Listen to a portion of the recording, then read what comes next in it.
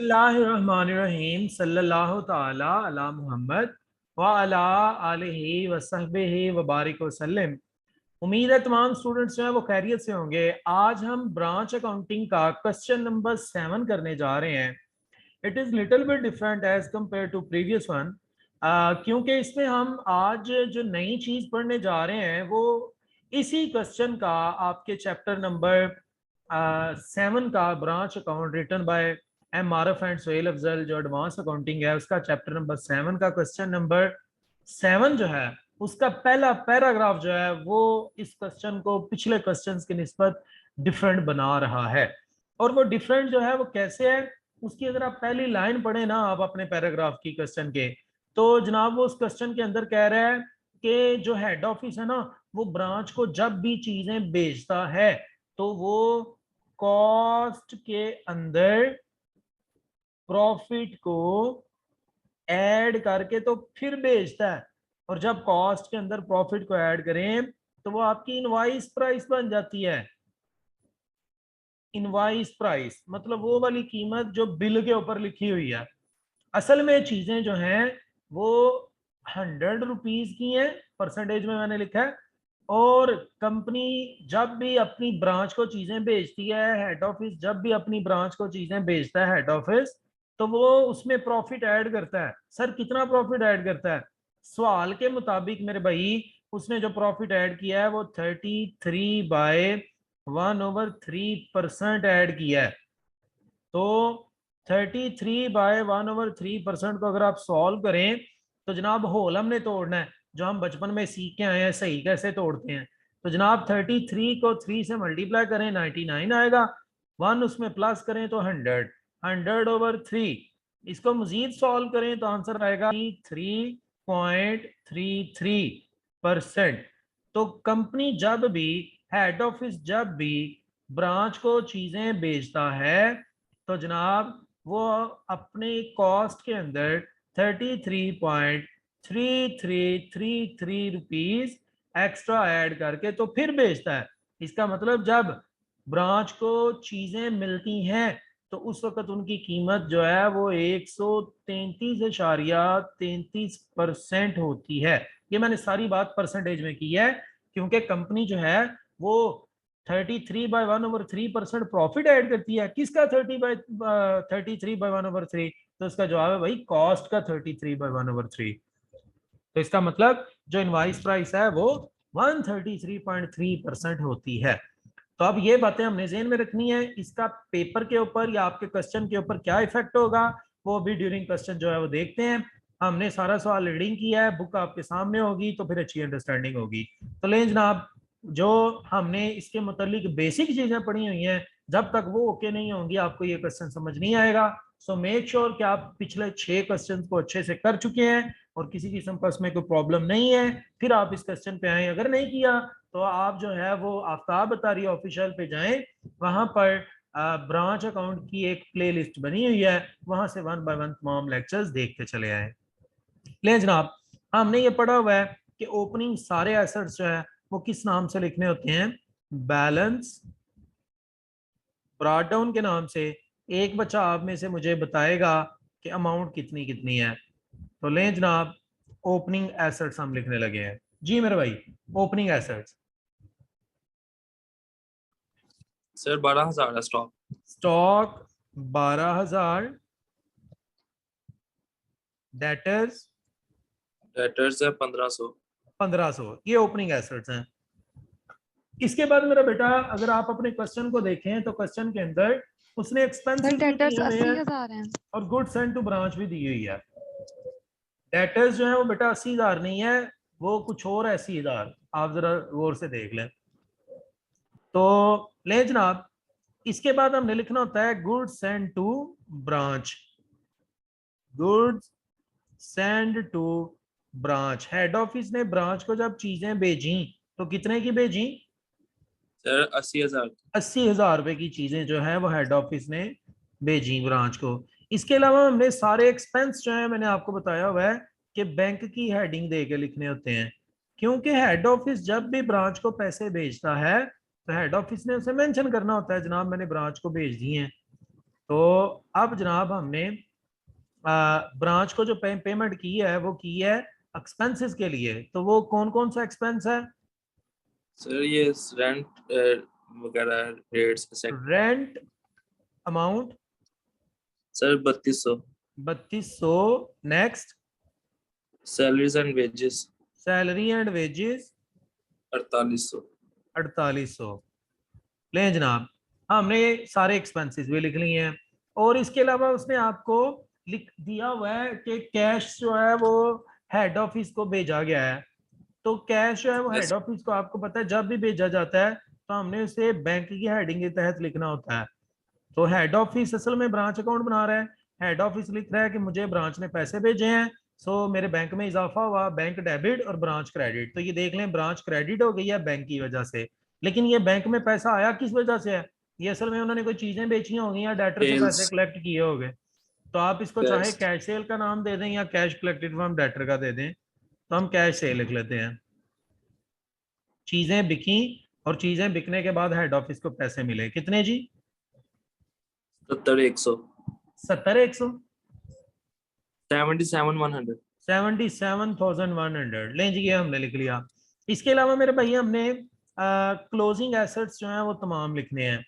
तो closing assets जो हैं वो कैसे लिखे जाने हैं वो जरा देखिएगा। उसके लिए हमने हेडिंग देनी होती है बैलेंस, बैलेंस ब्रॉड डाउन की हमने हेडिंग देनी है, सॉरी ब्रॉड डाउन नहीं, कैरी डाउन की हमने हेडिंग देनी है जी। बैलेंस कैरी डाउन जी। बैलेंस कैरी डाउन जो है वो हमारे पास कौन कौन सा है? स्टॉक और डेटर। स्टॉक और डेटर्स। अमाउंट कितनी कितनी? तो स्टॉक की है 14 800 14,800। और डेटर की है 1600। 1600। कोई और चीज रह तो नहीं गई जो हमने एंटरटेन ना की हो? No sir. जी। अब जरा देखें वो जो क्वेश्चन में उसने बात की थी ना, कि ब्रांच को जब भी हेड ऑफिस चीजें बेचता है तो वो महंगी करके बेचता है, कॉस्ट के अंदर प्रॉफिट ऐड करके बेचता है। और कितना प्रॉफिट ऐड करता है? 33.33%। ये हमने इस होल को तोड़ा है, इसका जवाब ये आया है। तो 33.33% जो है वो प्रॉफिट ऐड करके फिर ब्रांच को चीजें भेजी जाती हैं। इसका मतलब ये है कि ये जो गुड्स 80,000 के लिखी हुई है ना, असल में इनकी वैल्यू 80,000 नहीं है, इसके अंदर 33.33% पैसे ज्यादा लिखे हुए हैं। तो इसका मतलब वो आपने डेबिट साइड पे ज्यादा लिखे हैं। सो अब आप उसको खत्म करने के लिए क्रेडिट साइड पे आ जाएं, और आप यहां उसका नाम रखेंगी goods send to branch reserve. हमने रिजर्व लेना है कि हमने जब भी हेड ऑफिस जो चीजें बेचता है वो ब्रांच को कॉस्ट के अंदर प्रॉफिट ऐड करके बेचता है। तो अब हेड ऑफिस अगर प्योर कैलकुलेशन करना चाहता है कि मुझे पता चले नफा कितना हुआ या नुकसान कितना हुआ, उसके लिए उसको कॉस्ट के ऊपर सारा डाटा चाहिए, जबकि उसके पास ये जो गुड्स एंड टू ब्रांच लिखा है ये कॉस्ट प्राइस पे नहीं लिखा, ये इनवाइस प्राइस पे लिखा है। इसमें प्रॉफिट भी शामिल है, तो इसमें जितना प्रॉफिट शामिल है उसको उठा के क्रेडिट साइड पर लिखते हैं good send to branch reserve के नाम से। तो आपको सही वाला जो है वो आंसर पता चल जाएगा कि जनाब कितना आपने ज्यादा लिखा हुआ था। तो देखिएगा उसकी कैलकुलेशन कैसे होनी है। ले जी, इधर ही कर रहा हूं मैं। 80,000 मल्टीप्लाई बाय 33.3333 डिवाइडेड बाय 133.33। बहुत छोटा मैंने लिख दिया है, लेकिन आप समझने की कोशिश कीजिएगा। ले जी, प्रॉफिट कितना ज्यादा है? 33.33। तो सर इसलिए तो आपने ठीक है 33 से जरब दे दी, लेकिन ये नीचे 133.33 क्यों लिखा है? नीचे डिवाइडेड बाय 100 क्यों नहीं आया? तो मेरे भाई नीचे डिवाइडेड बाय 100 इसलिए नहीं आया क्योंकि ये हमारा जो गुड्स लिखी है 80,000 रुपए की, ये 80,000 हमारी इनवाइस प्राइस है, और इनवाइस प्राइस की अपनी परसेंटेज ये देखें हमने कैलकुलेट की हुई है वो 133.33 है। इसलिए मेरे भाई डिवाइडेड बाय 133.3333 जो है वो हमने इससे डिवाइड किया है। तो अब मुझे बताएं जी क्या जवाब आया? सर 20,000 आगे बस ठीक है, 0.480। 20,000 काफी है। 20,000, ये लें जी राउंड हमने कर दिया। अब इसी तरह आप जरा एक बात ये भी याद रखें मेरा बेटा, कि ये जो आपके पास स्टॉक दिया हुआ है ओपनिंग स्टॉक, ये स्टॉक कब बनता है? स्टॉक उस वक्त बनता है कि जब चीजें भेजी जाएं और चीजें बिके ना, तो उसे हम कहते हैं स्टॉक। इसका मतलब ये स्टॉक भी तो गुड से बना हुआ है जो भेजी गई थी। तो गुड्स तो जब भी भेजी जाती हैं तब ही जो है वो हेड ऑफिस इसके अंदर प्रॉफिट ऐड करके भेजता है। तो इसका मतलब स्टॉक के अंदर भी प्रॉफिट ऐड है। तो जितना स्टॉक के अंदर प्रॉफिट ऐड है वो भी आपको खत्म करने की जरूरत है, उसको आप क्रेडिट साइड पर लिख के खत्म करेंगी। यहां लिखेंगे स्टॉक रिजर्व। कितना स्टॉक रिजर्व? भाई 12,000 हमारे स्टॉक की वैल्यू है, लेकिन इसके अंदर 33.33 जो है वो प्रॉफिट ऐड है। तो उसको मल्टीप्लाई किया और डिवाइडेड बाय 133.33। क्यों? क्योंकि असल में ये जो 12,000 है ये इनवाइस प्राइस पे है, और इनवाइस प्राइस की परसेंटेज हमारी 133.33 है, ये साथ में हमने कैलकुलेट की हुई है। तो सॉल्व करने से क्या पता चला कि स्टॉक के अंदर कितनी वैल्यू ज्यादा लिखी है? 3,000। 3,000 वैल्यू मेरे भाई स्टॉक में ज्यादा लिखी है। उस 3,000 को वापस आपने क्रेडिट साइड पर लिख देना है। इसी तरह यहां पर ये वाला जो आपको स्टॉक नजर आ रहा है क्लोजिंग वाला स्टॉक, जो 14,800 का है, ये भी तो गुड्स के बेचने से बनता है ना। तो इसका मतलब ये है कि इस स्टॉक के अंदर भी कुछ पैसे एक्स्ट्रा शामिल हैं। जितने एक्स्ट्रा शामिल हैं उन्हें खत्म कर दें। खत्म करने के लिए उसे डेबिट साइड पर लिखें, क्योंकि ये स्टॉक क्रेडिट साइड पर लिखा है। तो रिजर्व जब लेना होता है तो उलट साइड पर लेना होता है। तो यहां पर भी हम लिखेंगे स्टॉक रिजर्व। जी, कितना रिजर्व है आप जरा चेक करें। स्टॉक असल में है 14,800 का, इसके अंदर रिजर्व शामिल है 33.3333 डिवाइडेड बाय 133.3333। जी मेरे भाई, सर 3700। 3700 ये जनाब हमारे पास इसका आंसर है। तो इस तरह से ये स्टोरी खत्म। और अब आप टोटल करेंगे, देखेंगे हैवियर साइड कौन सी है। क्रेडिट वाली साइड ही बड़ी है। इसका टोटल किया तो क्या जवाब आ गया?